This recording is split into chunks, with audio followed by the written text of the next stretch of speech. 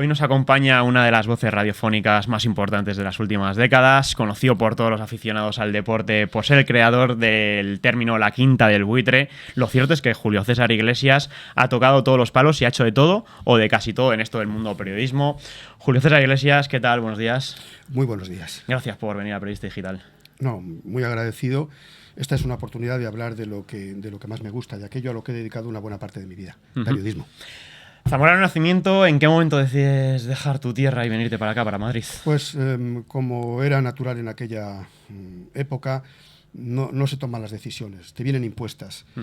Yo vivía muy feliz, estuve muchos años residiendo en Fermoselle, lugar del que muchos me consideran paisano, y en realidad lo soy, aun habiendo nacido en Zamora, pero mis padres, que eran maestros, se trasladaron a Madrid a continuar desempeñando su profesión juntos. Querían participar en las tareas educativas en el mismo colegio y un día tomaron la decisión de venirse a Madrid.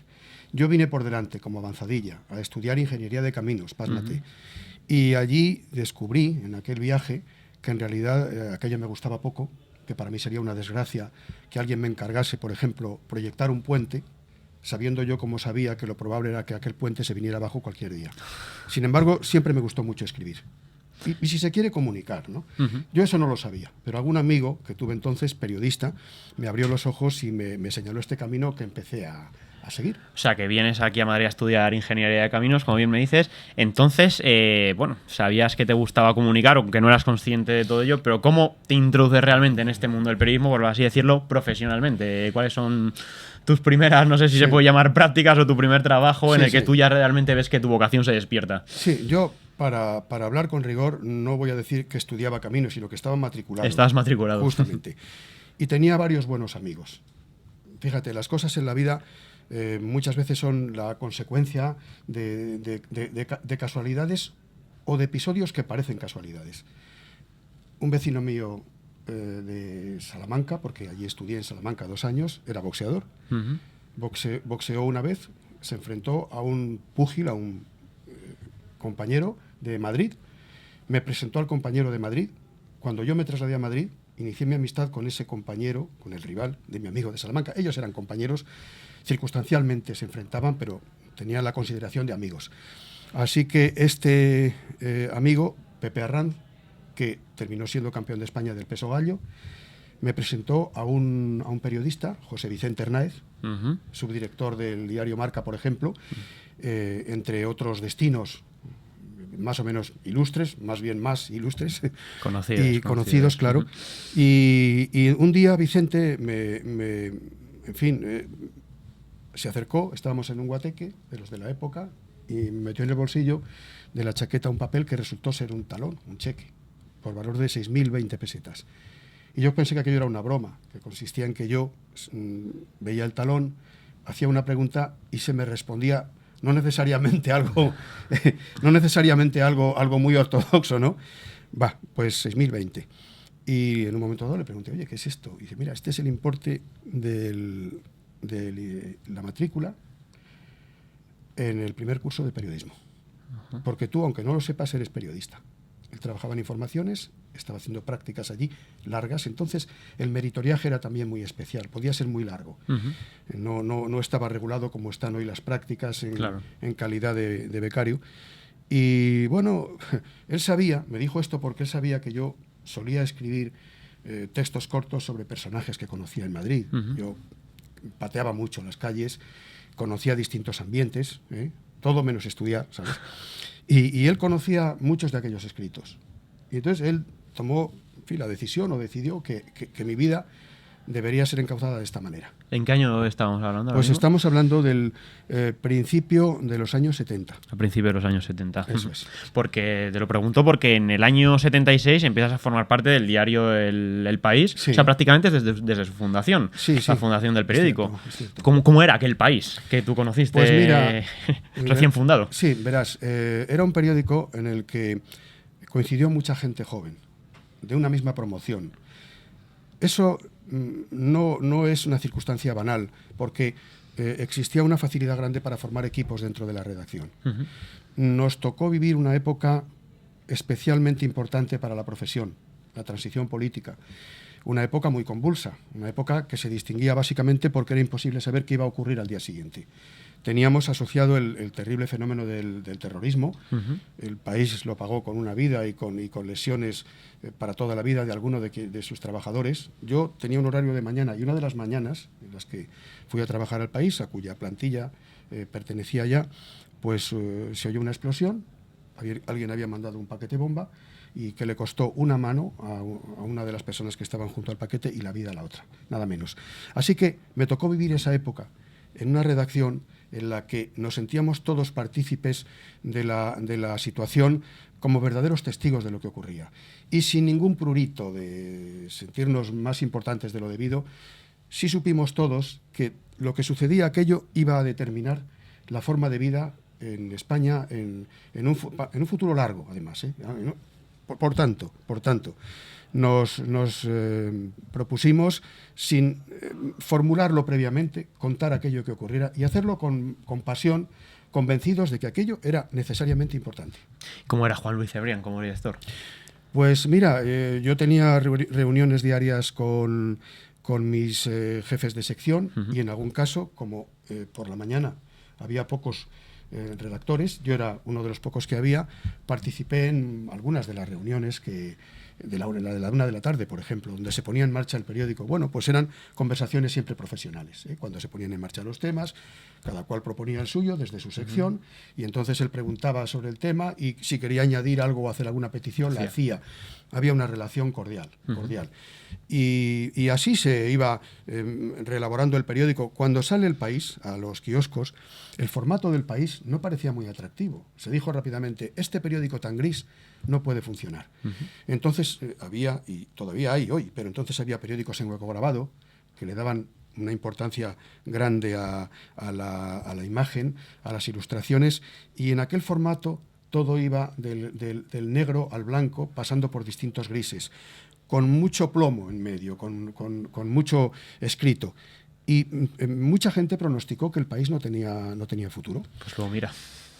Nos encontramos nosotros con la sorpresa, porque para nosotros también lo fue, con la sorpresa de que mucho antes de que se cumplieran los plazos previstos, el periódico comenzó a arraigar, a hacerse un sitio en la sociedad. Y eso era como una devolución de la intensidad con la que se trabajaba, de la emoción en el trabajo. Yo siempre he creído que el periodismo es una profesión para entusiastas. He creído siempre eso, y que el entusiasmo es el ingrediente básico del periodista. Y era lo que había precisamente en aquella redacción.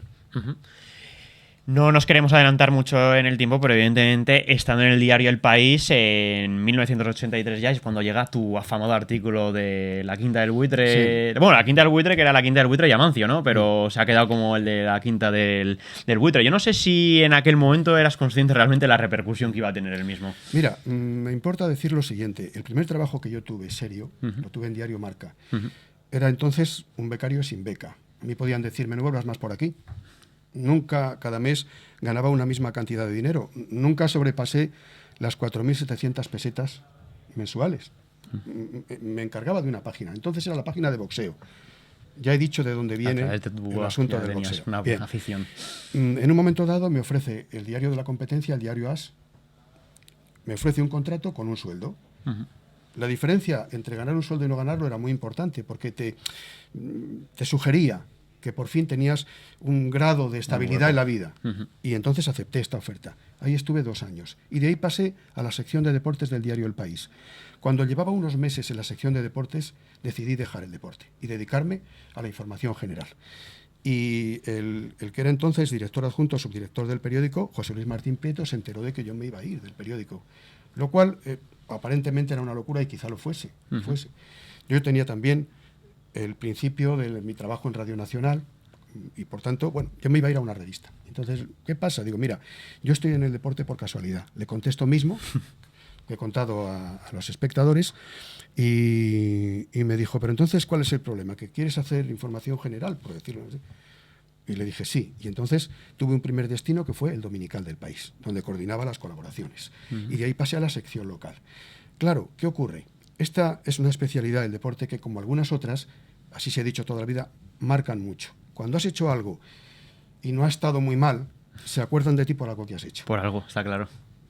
¿Qué ocurre? Que en un momento dado el País pone en el mercado los suplementos sobre economía y trabajo, sobre deportes, cultura, ocio, va poniendo en el mercado suplementos que van encartados con el periódico del día.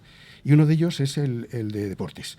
Y entonces me proponen, no sé si fue el propio Cebrián el que me lo propuso o alguien en su nombre, oye, mira, vamos a hacer esto y querríamos encargarte el artículo semanal. Y yo pregunté rápidamente, ¿de cuántos folios estamos hablando? No, hombre, eso se... Bueno, no. Y ya dije, bueno, ¿de cuántas líneas? Porque yo tenía mucho trabajo en Radio Nacional. Había decidido ya dejar el periódico como consecuencia de que me ofrecieron dirigir el programa de tarde Directo a Directo, que era un programa que tenía mucho prestigio. Había recibido el premio. Que luego hablaremos de él. Vale. Así que yo empecé a escribir el articulito semanal y un día recibí una llamada del jefe de sección, Juanjo Fernández. Me dice, oye, Julio, ¿por qué no nos haces algún reportaje? Él sabía que yo solía hacer reportajes del formato de una página. 4 folios y medio, una entradilla y una fotografía. Y digo, bueno, sí, puedo haceros uno. Y dice, sobre el Madrid. Y digo, no, yo sobre el Madrid ahora no quiero hacerlo porque el juego del Madrid me parece muy aburrido. Yo, si queréis, os lo hago sobre la cantera. Entonces me dice, hombre, ¿cómo vas a hacer sobre la cantera de un equipo una página del diario El País? Y digo, bueno, no pasa nada. Yo, desde luego, sobre Madrid no lo hago, porque en este momento, mira, esta era una cosa que yo hacía por gusto. Yo durante 15 años estuve percibiendo una cantidad, lo digo para que se sepa, porque no hay por qué avergonzarse, de unos 12 euros por mi columna. Y era muy poco más, quizá 3.000 pesetas más, por lo que podías cobrar por una página, pero no más que eso. Y por tanto solo tenía el interés personal cuando había que escribir algo, el interés asociado a mi gusto por aquello que fuera a hacer. No había otro, no había, repito, un interés económico. Por eso le dije, yo sobre el Madrid en este momento no quiero escribir, y en un momento dado volvió a llamarme. Oye, pero piénsatelo, el Madrid, alguna cosa, elige un personaje. Y digo, no, yo sobre la cantera del Madrid. Y entonces pensé, digo, bueno, tienen que estar muy mal de original mis amigos esta semana cuando insiste tanto Juanjo. Claro. Y entonces le dije a Juanjo, oye, ¿por qué no le encargas a alguien, por ejemplo, a Pacho Unzueta, que era el corresponsal del País, el delegado, se decía entonces del País, creo que en Bilbao, que haga algo sobre la cantera vasca, a Emilio Pérez de Rozas, que creo recordar era el delegado en deportes, en Cataluña, que hagan cantera catalana, cantera vasca, yo hago sobre la cantera. Hombre, pues mira, pues bueno, entonces, hazlo. Y entonces yo escribí un artículo que hubiera podido escribir cualquier aficionado. Yo no era un periodista escribiendo un artículo teorizando sobre... No. El artículo se tituló La Quinta del Buitre. Tuvo una ilustración que era una foto en la que había que decir quién era Butragueño. El pie de foto decía algo así como: Butragueño es el jugador rubio, sentado, el tercero a la izquierda, que mira al entrenador. Y les pareció, creo yo, una desmesura titularlo La Quinta del Buitre sin decir más, y metieron delante 2 palabras, Amancio y. No son mis palabras. El resto del artículo sí es mío. Pero, hombre, era oportuno poner Amancio y, porque Amancio sí era muy conocido, era el entrenador del naciente Castilla de aquel momento. Y me encontré con una enorme sorpresa, que inmediatamente después me piden un segundo artículo, La Quinta del Buitre, para el Dominical. Y entonces dije, yo estaba haciendo en aquel momento, seguramente la tarde, viviendo con las neuronas al rojo, en Radio Nacional, al rojo, pero al rojo vivo. Ahí teníamos en aquel programa una novedad. Hoy se llama interactividad casi todo. Aquella era interactividad auténtica porque venía, por ejemplo, un ministro, el día que se expropió Rumasa, vino el ministro Solchaga y contestó a las preguntas de los oyentes, sin red. Bueno, aquello hacíamos entonces. Bueno, yo venía de ahí y, por tanto, para mí, escribir aquel artículo era oxigenarme. No tenía ninguna preocupación que no fuera dar una visión personal de un grupo de jugadores que no existía. Yo, en una horquilla de 2 años, de 18 a 20, Michel y Butragueño tenían 20. Sanchís, Martín Vázquez y Pardeza tenían 18. Mucha diferencia de edad en esa época, 2 años. Y elegí a esos futbolistas porque me parecían originales, me parecían especiales y diferentes. Y yo, como espectador, temía, más que tenía el temor, temía que se impusiera el fútbol alemán, que estaba muy de moda, que era un fútbol de esfuerzo. Físico. Sí, de esfuerzo físico, de mucho, de ímpetu. Era un fútbol, digamos, fabril o de factoría. Y a mí me parecía muy aburrido. Yo prefería ver a un futbolista Pardeza tenía la estatura aproximada de Leo Messi y unas características muy parecidas. Martín Vázquez tenía un gran toque de balón. Michel, gran toque de balón, gran zancada, un jugador con mucha visión de juego. Sanchís era un jugador extraño que en las distancias cortas se llevaba siempre la pelota. Y Butragueño había aterrizado con 19 años en el Madrid, procedente del Colegio Calasancio. Y tenía la frescura de lo que se llamaba despectivamente jugador de patio de colegio. Sabía manejarse en espacios cortos. Había 5, 6, 7 compañeros de categoría aprobada. Y seguramente si se hubiera hecho una selección solo habría aparecido Pardeza en ella, que era el jugador, el número 1 de la cantera para todo el mundo. Pero yo quería poner en valor, efectivamente, cualidades, eso, como el ingenio, si quieres con minúsculas, pero el ingenio, la creatividad, la frescura, y por eso elegí a aquellos jugadores. Elegí a 5 porque rápidamente pensé llamar al grupo Quinta en el sentido de grupo. Entonces estaba poniéndose de moda la quinta velocidad de los coches, y se hablaba de la quinta velocidad de algunos jugadores. Se había dicho eso de Cruyff, por ejemplo, de Johan Cruyff. Bueno, pues Butragueño tenía una velocidad de salida seca que me hizo aprovechar varias cosas. Uno, el término quinta por grupo, el término quinta por quinta velocidad. Y además elegía 5 para que todo fuera coherente. Y ya he comentado antes que me encuentro con la sorpresa de que me piden el segundo reportaje y yo dije, aquí paro.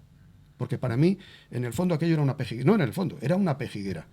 Era una pejiguera que me pidieran. Me llamaron de una revista, la de máxima tirada en aquel momento, para que hiciera otro.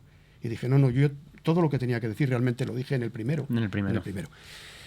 Y sí importa este reportaje, sí importa decir que el día que se publica, yo recibo una llamada de teléfono del preparador físico del Madrid, Jesús Paredes, entrenador del Madrid, Alfredo Di Stéfano.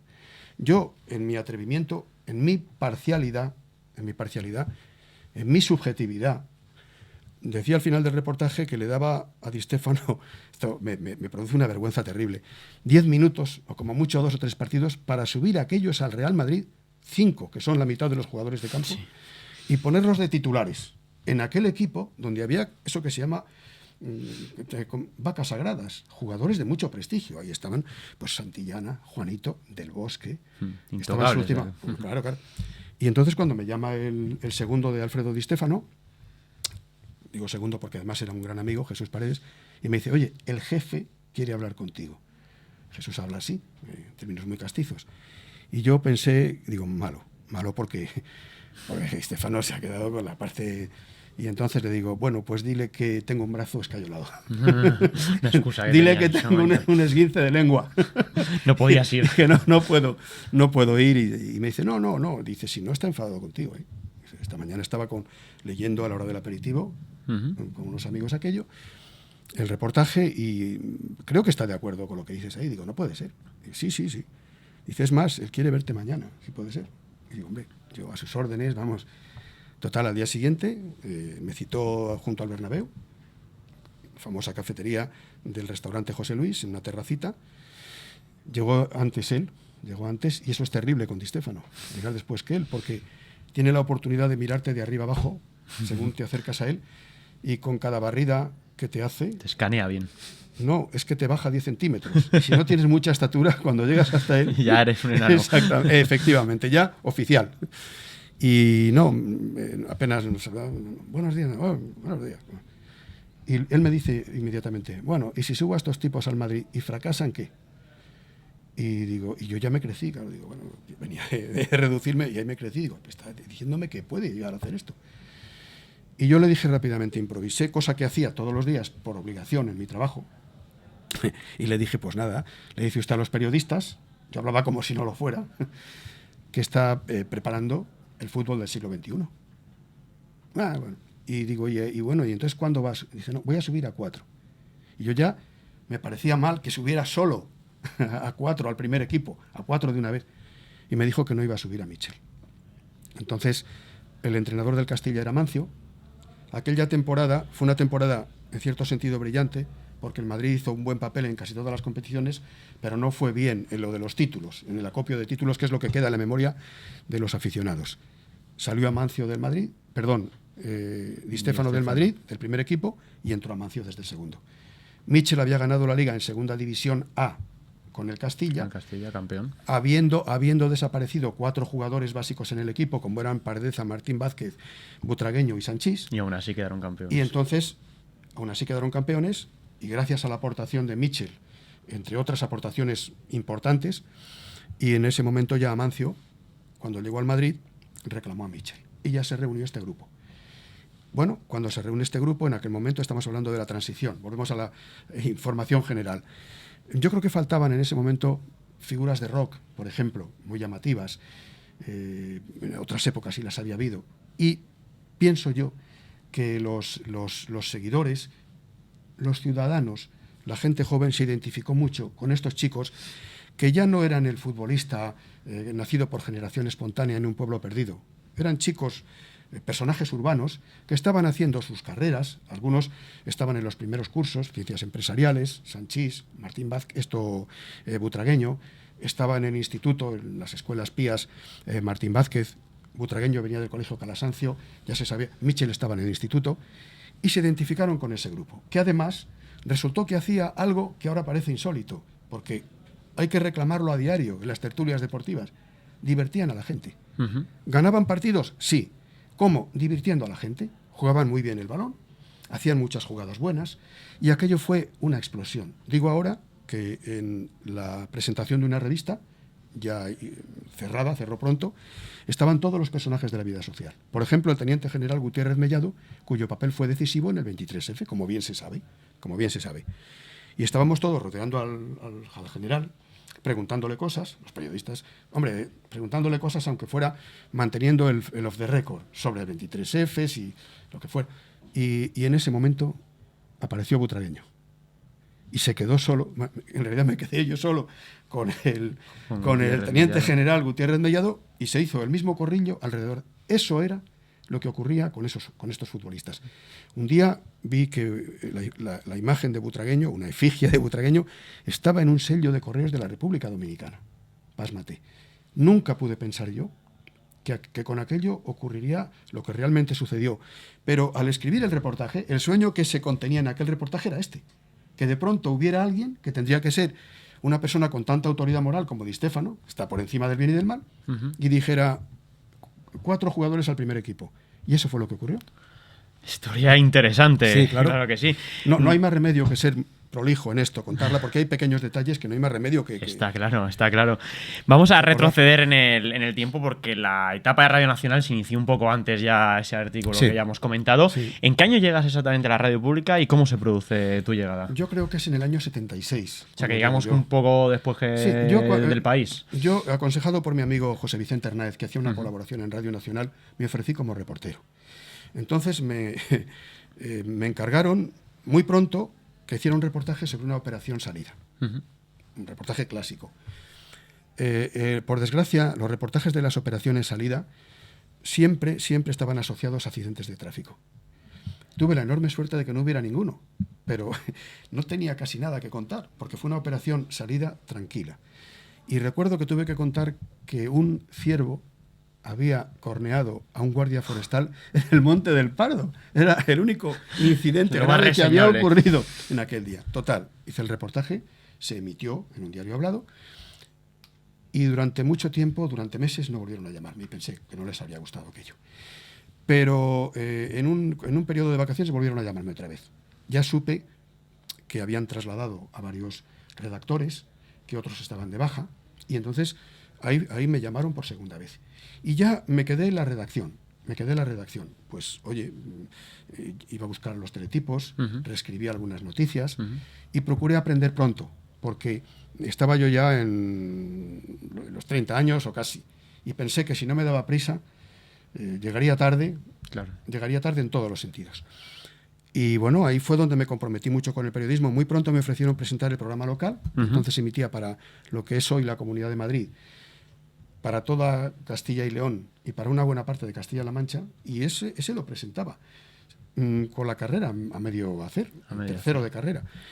Todo me sucedió muy rápidamente. Todo muy rápido. Claro. Y entonces, en un momento dado, Alejo García, Alejo, que en paz descanse, que era el director de Directo, fue nombrado... La estrella en aquel momento de Radio Nacional. Fue nombrado director adjunto a la red de emisoras.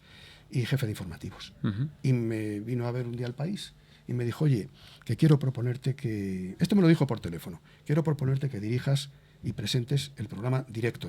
Ujú. Pero a mí me encanta escribir y disfruto como nada como de nada cuando escribo. Quede como quede aquello que hago. Y yo le dije, pues mira, no, he tomado la decisión de dedicarme a escribir. Y y me colgó el teléfono.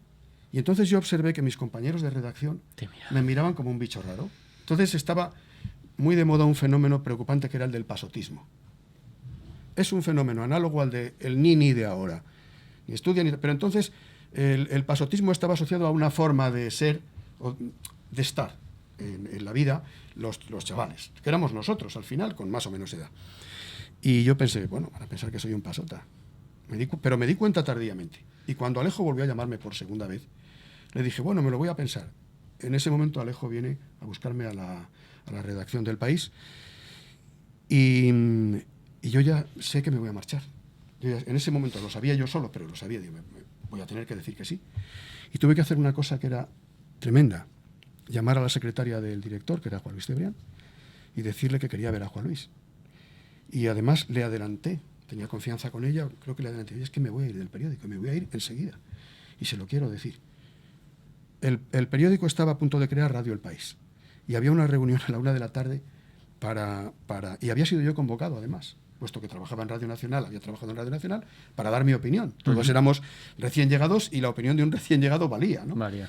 Y entonces me veo la reunión de la 1 con Juan Luis Cebrián en la cabecera de la mesa, y allí estaban pues Rafa Fraguas, creo que Carmen Chumarín, estábamos varios de los redactores del periódico, y a mí los dedos se me hacían huéspedes porque Alejo García estaba esperándome abajo para llevarme a Radio Nacional, casi secuestrado. y me recuerdo que Juan Luis me dijo, bueno, ya me ha dicho, ya estoy enterado de todo, pero en fin, ¿qué te parece a ti? ¿Qué opinas de la idea sobre una radio El País? ¿Cómo tendría que ser? Yo dije, no me preguntes qué fue lo que dije, porque estaba totalmente desbordado. Cuando acabó la reunión me despedí, allí estaba Alejo García, vamos en el coche, no sabía dónde íbamos, pensé que íbamos a comer, no, íbamos a Radio Nacional. ¿A dónde? A una conferencia de prensa convocada por el director general, donde iban a ser presentados los nuevos directores de programa. Yo a las 12 de la mañana había dicho que no. Y a la 1:15 de la tarde estaba dirigiéndome en el asiento del acompañante, ahora se dice de copiloto, en el coche de Alejo García. Y bueno, y fui presentado como director y repito la palabra, presentador del programa Directo, Julio César Iglesias, aquí, se ha formado en la casa, conoce bien. Y entonces ya cuando termina aquello, bueno, pues nada, vamos a comer, ¿no? Dice, no te va a dar tiempo. ¿Cómo que no me va a dar tiempo? Dice, no, porque es que el programa empieza a las 5. ¿Cómo que? Pero ya lo sé que empieza a las 5. No, pero yo voy a venir hoy a echar un vistazo. Que No. No, tú Debutas hoy ya. vas a presentar el programa. Ya, pero hombre, ¿cómo me pides que haga eso? Entonces, a mí me tiró vestido a la piscina, Alejo, y nunca se lo agradecí bastante, porque nadie lo ha pasado peor que yo. En aquellas 2 horas de programa, de 5 a 7, ni nadie tuvo que aprender a nadar tan pronto, yo creo que sin estilo, pero aprender a nadar. Y ahí empezó mi vida en Radio Nacional. Ahí empezó tu vida en Radio Nacional. Por vida propiamente dicha en cuanto a dirigir y presentar programas. Ciertamente, si nos adelantamos un poco más en el tiempo, si no tengo mal entendido, en 1985 ya se te encarga de liderar el magazín de la mañana Casa de la Radio. Sí. Y ahí tenías como competidores en aquel momento a la pareja de titanes que eran protagonistas de Luis Olmo en COPE y tenías a Iñaki Gabilondo en la SER. Claro, en ese momento no sé cómo encaraste esa etapa de saber con quién tenías que competir. Pues imagino que impresionaría. Hemos empezado hablando de deportes con la moral del Alcoyano. Yo conocía personalmente a Luis del Olmo, con quien había compartido años en Radio Nacional. Yo estaba en informativos. El director de mi diario hablado era Alejo García. Realmente me propuso dirigir aquel programa, directo, porque me conocía de la relación que habíamos tenido, el director, yo subdirector en aquel diario hablado. Y es más, entré en una etapa en la que disfrutaba mucho de un ejercicio, que era el siguiente. Me decía el director de Radio Nacional, prepara un proyecto para el programa de mañana. Y yo preguntaba, duración, 4 horas, de 9 a 1. he llegado a hacer hasta 7, pero aquel 4 horas.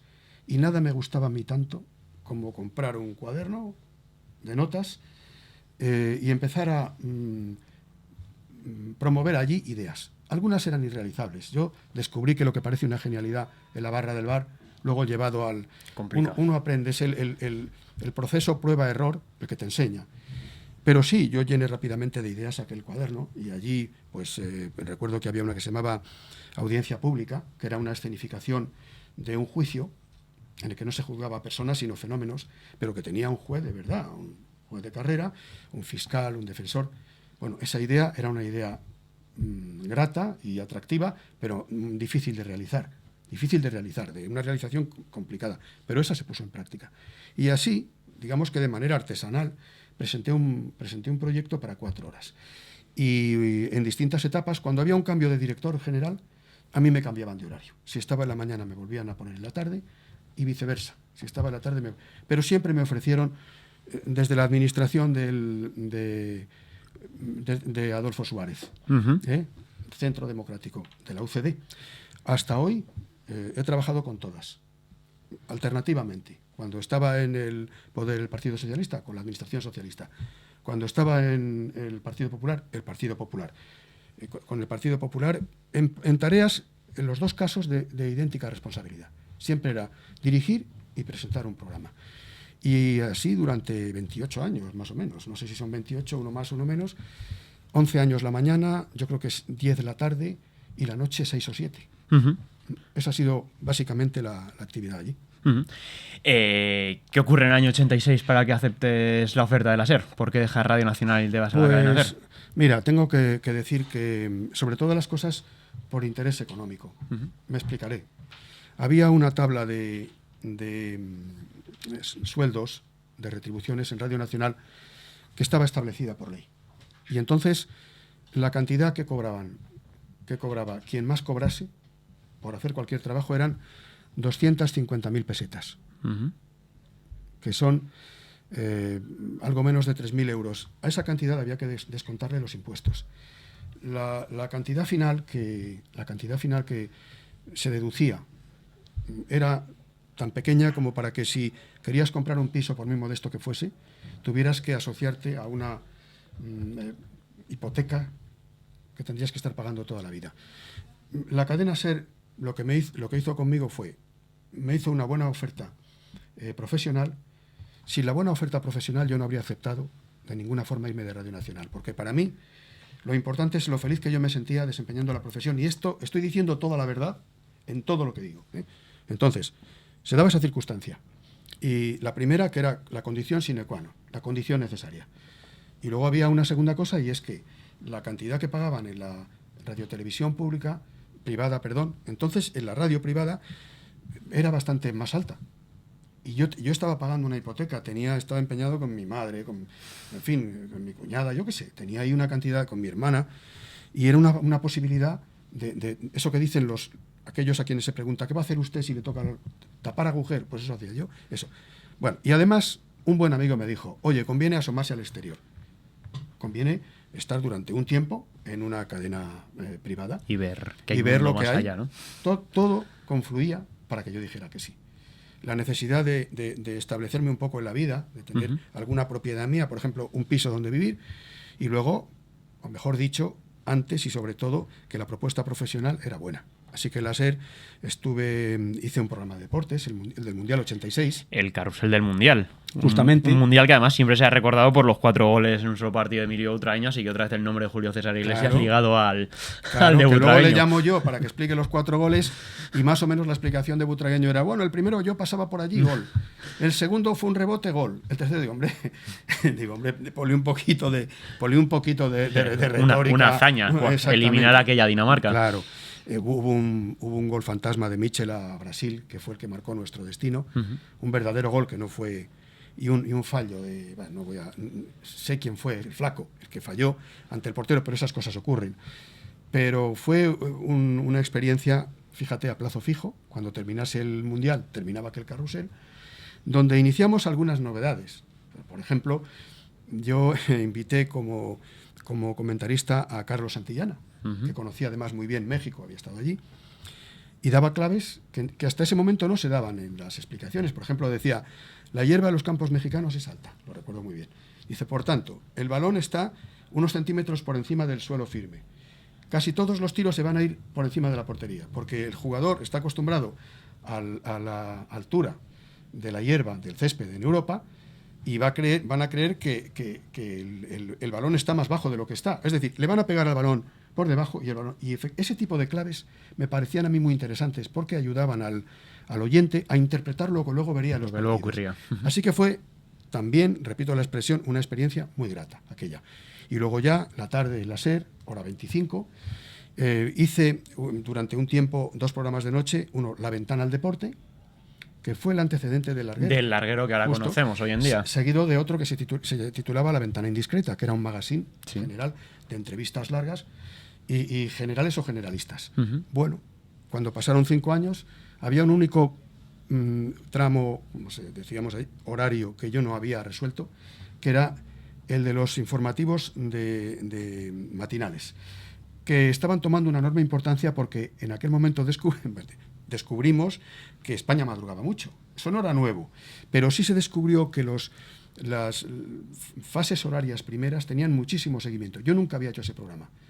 Me llaman de Radio Nacional, para me volver. llama el director, para dirigir 3 horas de un programa que se llamaba España a las 8, que era el conjunto de España a las 6, España a las 7. Y entonces, en ese momento ya no había que perder.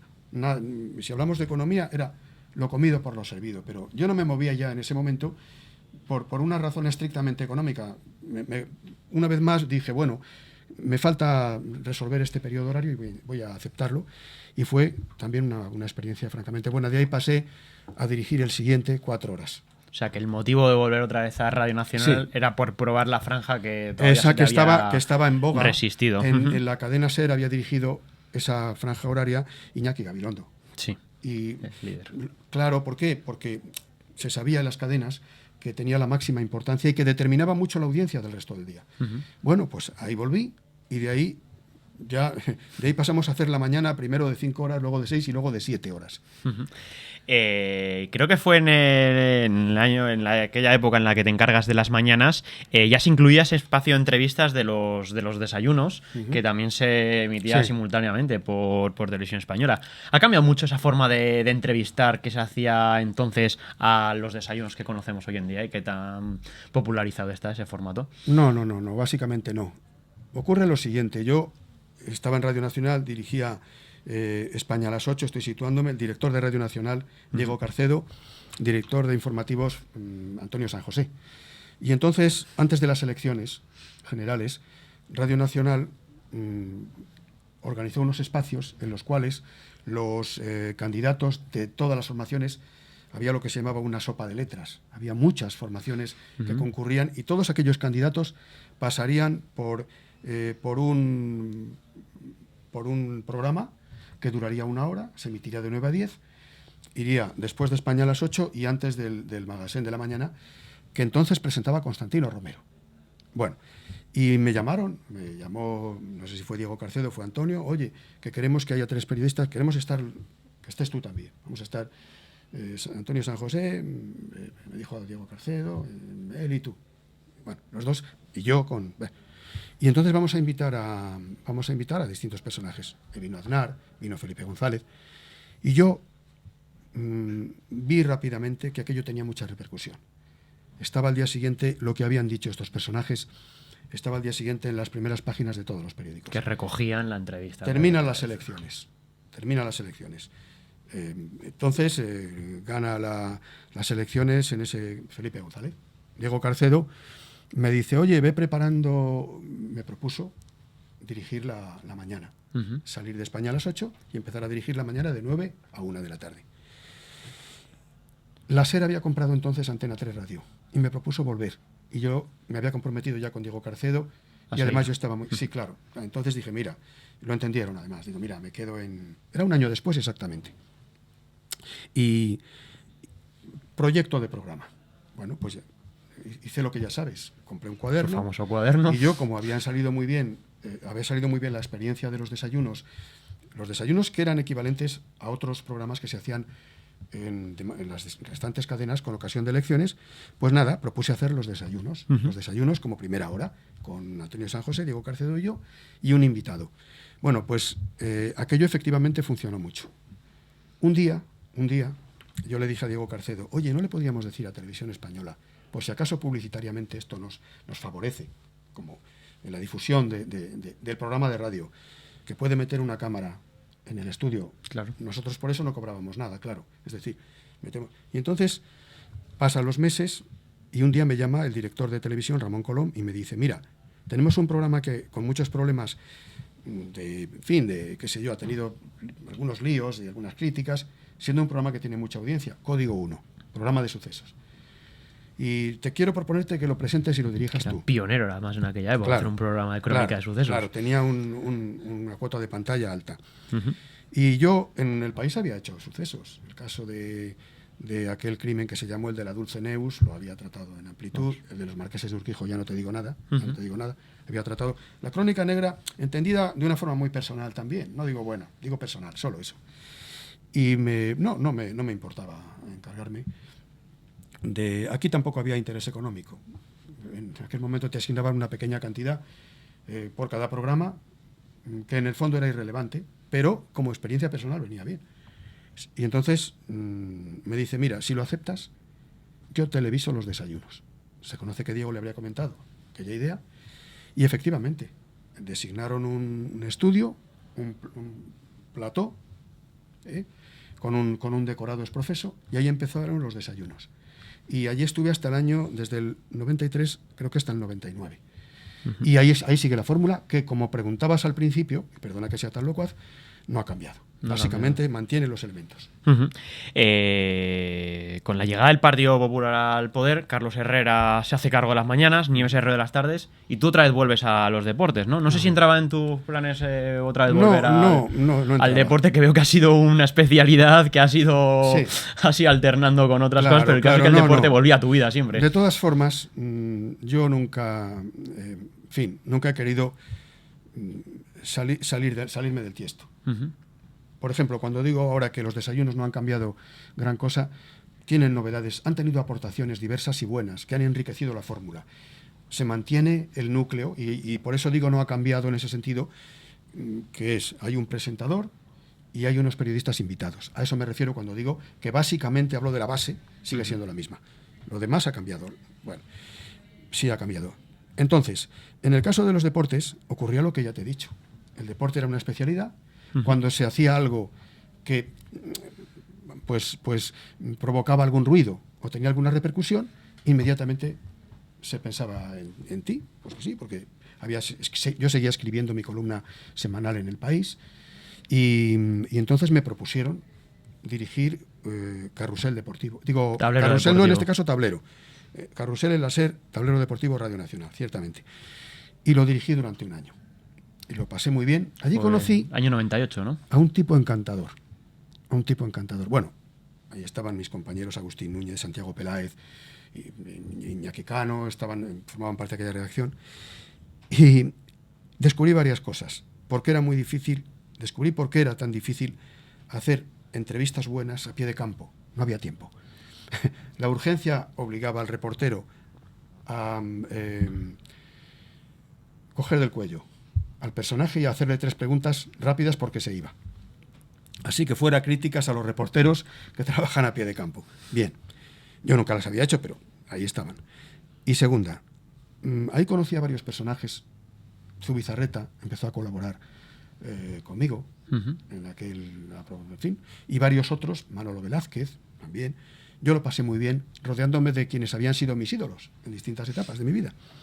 Y había un personaje encantador que los 2 redactores de Barcelona, Germán García y Pedro García, sobre todo Pedro, que era el que hacía las previas de los partidos, un personaje al que esclavizábamos, un personaje al que se le decía, oye, fulano, acércate, que te vamos a preguntar sobre el partido de ahora y tal. Entonces el personaje encantador, vamos, con una paciencia, la paciencia del santo, se ponía los auriculares durante 20 minutos y esperaba que se le hicieran un par de preguntas. Por ejemplo, alineación, por ejemplo, tal. El personaje se llamaba José Mourinho. y era el ayudante de Bobby Rawson. Un personaje encantador. Es decir, cuando digo encantador... Muy alejado de la imagen que tiene mucha gente. Claro, ¿no? hombre, claro. Es decir, yo sospecho que en la distancia corta él seguirá siendo así. Porque yo nunca he conocido a nadie con más paciencia que José Mourinho. Además, fíjate, tener hasta paciencia que le dabais paso, ¿no? cuando faltaban 35, 40 minutos para comenzar el partido. Fíjate tú. Bueno, encantador. Además, nos contaba todas las claves. Va a salir fulano por la derecha, no omitía ningún dato. Será como ir vuestro infiltrado, ¿no? Nunca podré. No, tampoco. Infiltrado no, pero era encantador. Y nunca, yo siempre digo lo mismo, digo, cuando en un momento dado digo en Radio Marca o escribo que no me gusta lo que ha pasado en tal partido, digo, algún día tendré que decirle, a pesar de todo esto que cuento, muy agradecido por aquella etapa. Interesante dato. Nos volvemos a situar otra vez ahora en el año 2000, porque es cuando Carlos Herrera deja las mañanas de Radio Nacional y tú le reemplazas en Buenos Días. Y otra vez te vuelves a encontrar en esa competencia con Gabriel de la Ser, Luis del Olmo en Onda Cero y Federico Jiménez Los Santos en... Estaba, creo, Luis Herrero COPE. en la primera época. Ajá. Luis Herrero. Luego llegó Federico Jiménez Los Santos. Sí.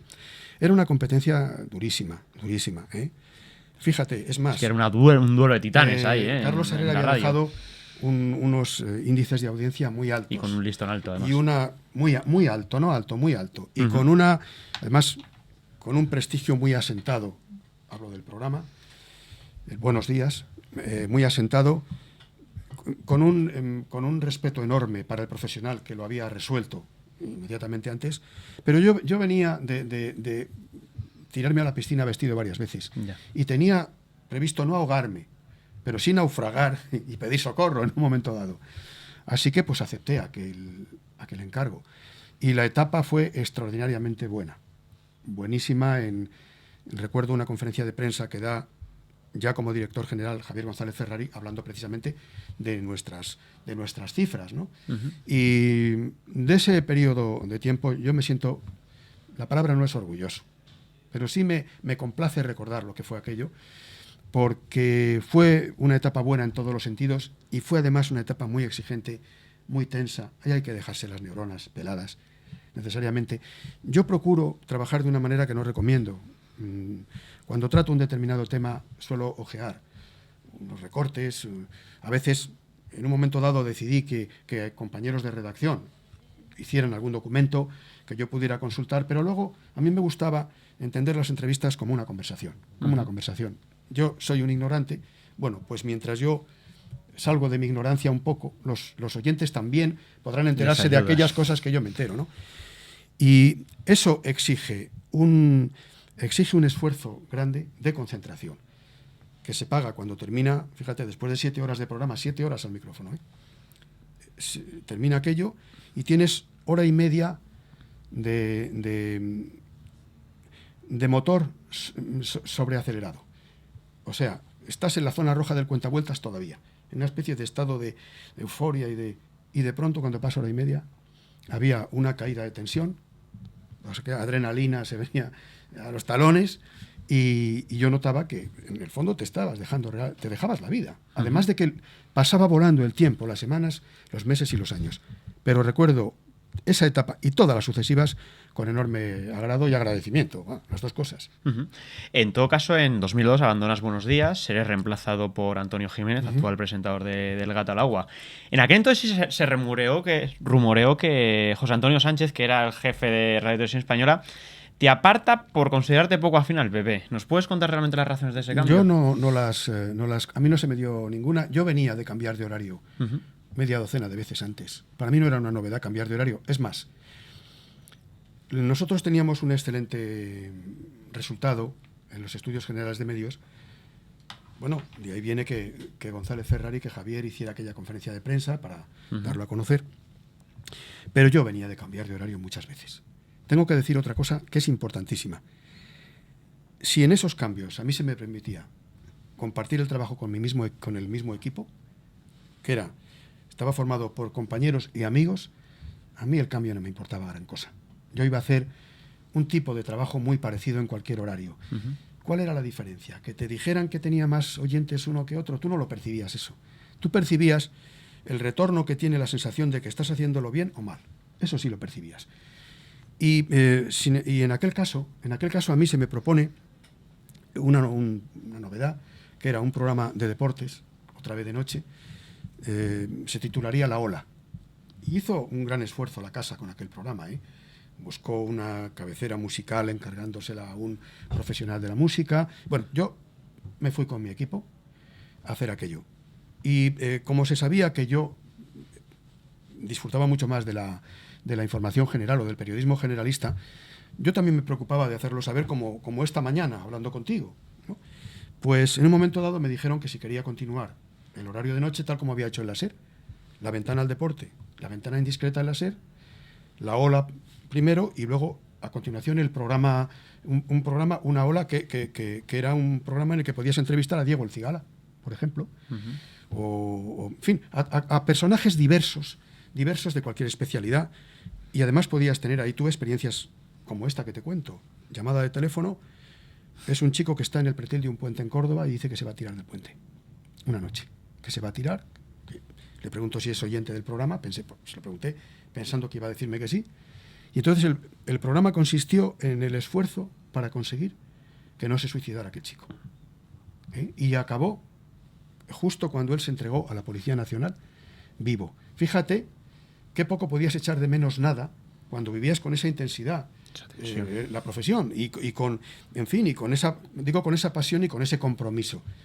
A mí nadie me dijo, te cambiamos por esto. Nunca me lo dijeron, nadie, porque luego volvieron a cambiarme otra vez a la mañana y luego a la tarde. Es que nunca, es cierto, nunca me lo dijeron. Eso sí, nunca me dijeron, y eso tengo que agradecerlo, nunca me dijeron, oye, cambias porque haya un mal resultado, porque no. Es más, cuando me volvían a proponer volver a la mañana, que luego volví a la mañana otra vez, cuando era director de Radio Nacional, Pedro Piqueras, con la llegada de Zapatero al poder. La idea era que, echando un vistazo al Estudio General de Medios, aquello había salido muy bien. La mañana que yo había hecho después de Carlos Herrera.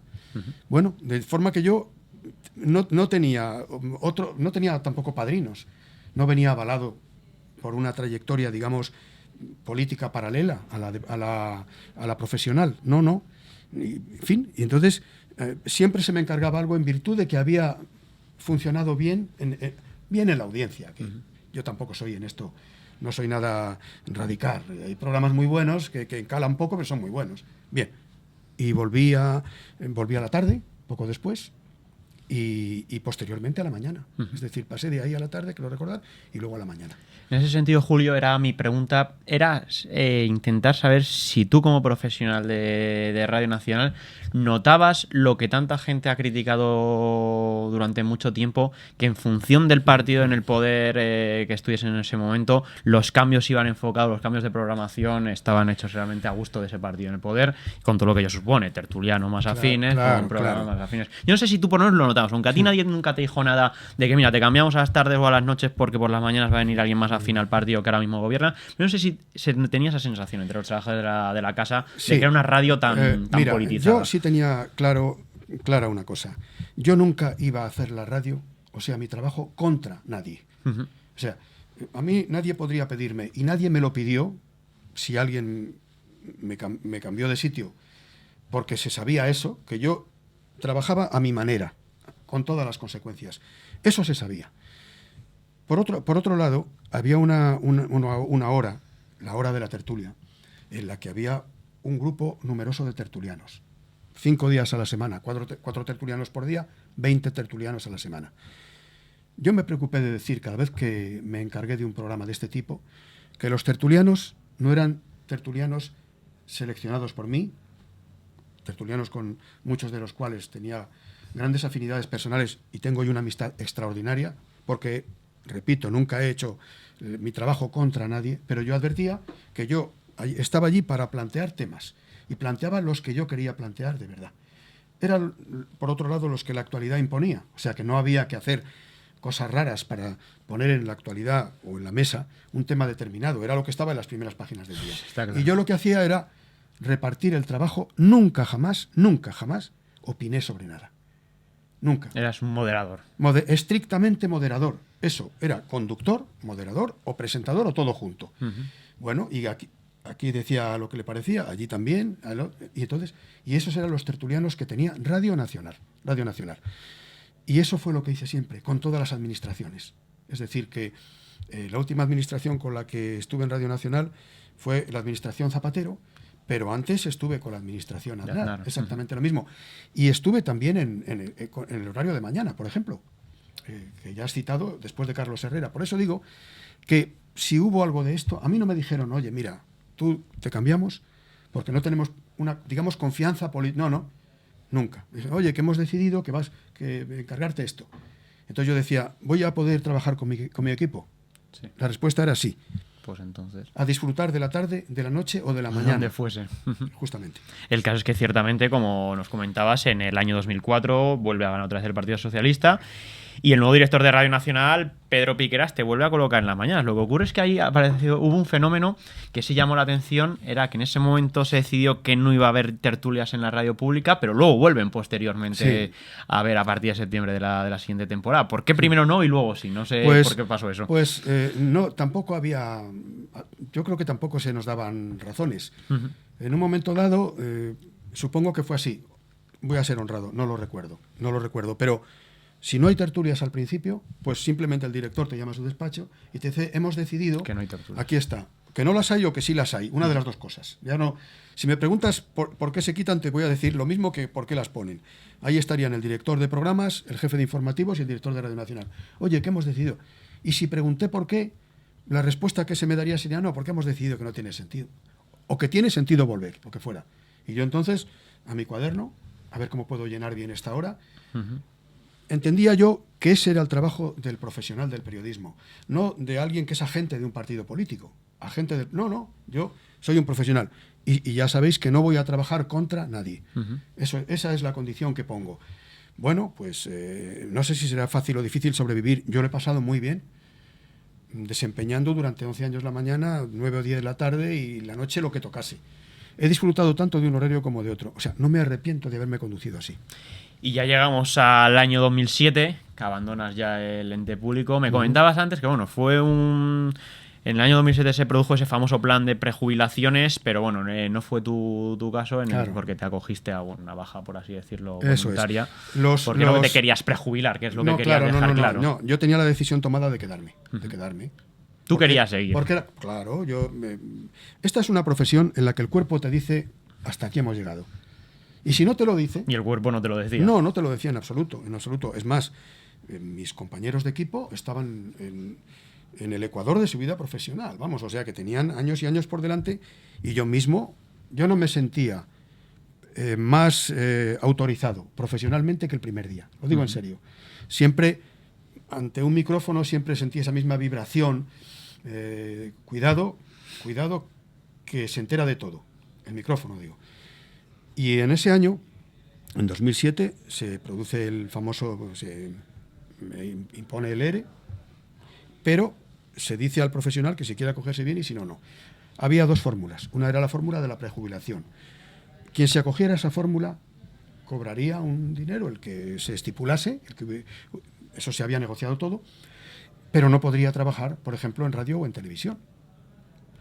Y había una segunda fórmula que era, digamos, universal, que entonces estaba sujeta a unas mejores condiciones durante la duración durante el ERE, durante la duración de aquel periodo. Y eso consistía en que te ibas y podías hacer lo que quisieras. Te ibas con tu indemnización, la que los sindicatos habían pactado, la que te correspondiera, aplicando una escala, y eso me enteré tardíamente.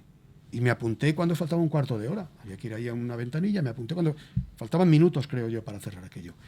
Y cuando me fui de Radio Nacional, claro, la idea es pues que me he jubilado. No. Si me hubiera tenido que jubilar, me habría quedado con todas las consecuencias. Pero no había que jubilarse. Así que me apunté y tuve 2 propuestas de trabajo y acepté una de las 2, que es la que ahora estoy disfrutando. El caso es que desde fuera mucha gente sí criticó que muchos compañeros tuyos que estabas en ese momento en el ente público, que estaban realmente en su madurez profesional, tuviesen como que abandonar la casa. No sé, Julio César Iglesias, no sé si eso le ha venido bien a Radio Televisión Española. Mira, yo voy a hablar de mi propio caso. Yo empecé, ya lo he dicho, cortando teletipos en Radio Nacional de España, tratando de aprender lo necesario de sintaxis para no agraviar mucho a la gramática. Cuando escribiera las cosas que iba a leer un locutor, así empecé. No me di ninguna prisa. Cuando quisieron ofrecerme responsabilidades mayores, lo hicieron. Yo siempre las agradecí y traté de responder a ellas. Y así fui aprendiendo la profesión. Yo no me daba cuenta, pero en buena medida la empresa hacía una inversión cuando confiaba en profesionales como yo, que acababan de llegar, en la formación de esos profesionales, invertía. Así que cómo no voy yo a decir con gran dolor que personas que tienen 49, 50 años dejen de trabajar, aunque habrían podido, todo esto sobre el papel, no alistarse en el ERE, en aquel plan de reducción de plantilla. Pero yo creo que fue una pérdida muy grave para Radio Nacional. Y lo que yo crea no importa. Esto me lo dicen compañeros actuales que siguen en Radio Nacional. Claro, si se produce esa descapitalización humana, fíjate qué cosa más fea, descapitalización humana. Bien, si se produce, los profesionales son un activo de la casa, y más cuando se han formado allí. La conocen perfectamente. Si han estado en distintos lugares, muchos lo habían hecho así, pues tienen razones para conocer la solución a muchos problemas profesionales. ¿Cómo es posible que de pronto haya una ruptura en esa carrera de relevos o por relevos, que es la profesión, en la que cada cual va dejándole el testigo al siguiente, ¿no? Y eso sí es cierto. Yo creo que ha dañado mucho eso a Radio Nacional. ¿Cómo se arregla eso? Con tiempo. El problema es que si algo no te ofrece la profesión es tiempo.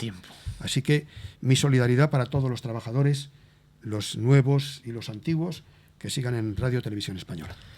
Ahí queda esa solidaridad. Estamos ya terminando esta entrevista repasando tu trayectoria, porque como bien nos comentabas, el caso es que aceptas la oferta de una editorial, aceptas la oferta del diario Marca, que es un poco un viaje de ida y vuelta, ¿no? Porque si me comentabas que tus primeras prácticas fueron en Marca, pues después de tantos Mi primer trabajo allí años, me lo ofreció el escritor, poeta Manuel Alcántara, a quien llamo desde entonces mi tío Manolo.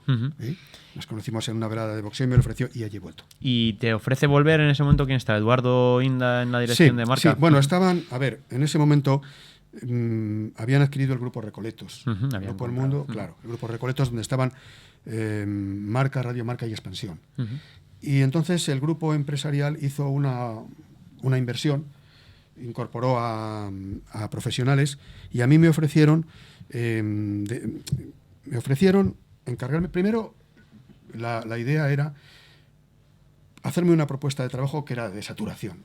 Y yo en ese momento sí decidí modular lo que fuera posible. Yo digo que venía de pelarme las neuronas, y yo quería poder hacer por gusto, si era posible. En esta época es muy difícil. Es complicado. Y si yo podía, si yo era capaz también, con gusto todo aquello que me encargaran. Así que me encargué de una página semanal en el periódico, y de la presencia en una tertulia, y luego había una serie de participaciones extra, y luego podía haber colaboraciones si se quería, y de hecho hice varias en el Magazine del Mundo o en las publicaciones del grupo. Y bueno, y de ahí venimos hasta hoy, 2 tertulias semanales, martes y jueves, y 2 artículos semanales, lunes y miércoles, 4 días semanales, de lunes a jueves, por tanto.